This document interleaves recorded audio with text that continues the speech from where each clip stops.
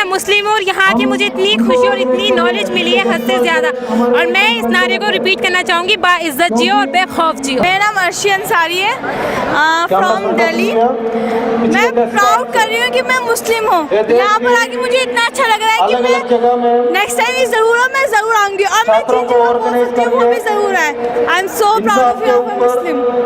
Thank you.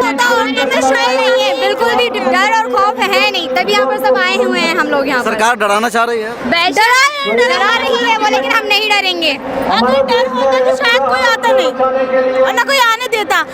मैं बहुत proud करूँ कि सारे वुमेन्स आए मुस्लिम में, और आगे भी आएंगे, सब साथ देंगे इस चीज़ के लिए। हमें तो पहले मुसलमानों को हक मिलता था, क्या बीजेपी ने अपने पास से दे दिया हमें हक?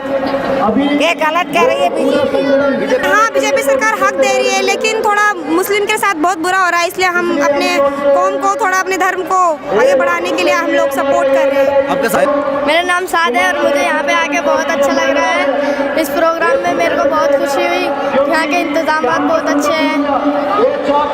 और अस्सलाम वालेकुम। ज़्यादती हो रही है और मुसलमानों में मतलब जो लेडीज़ हो रही हैं, मैं चाहूँगी कि है ना, उन्हें उनका हक मिलना चाहिए। जी जी, बहुत ज़्यादा ज़्यादती हो रही है उनके साथ में, तो ऐसा होना चाहिए कि है ना, सबको एक साथ, जैसे और जो लोग हैं वो जी रहे हैं, जो औरों की लड़कियां हैं वो जी रही हैं, ऐसे ही हम मुसलमान, जो हमारी बहन है, हमारी बेटियां हैं, हमें भी ऐसे ही जीना चाहिए, खुल के जीना चाहिए। मुसलमानों के साथ ही क्यों हो रहा है ऐसा? जेंट्स उनके साथ तो नहीं होते, जो हिंदू कौम होती है उनके साथ ऐसा क्यों नहीं होता है? ये गलत है। जो मुसलमानों का पहनावा है उसे रहने देना चाहिए।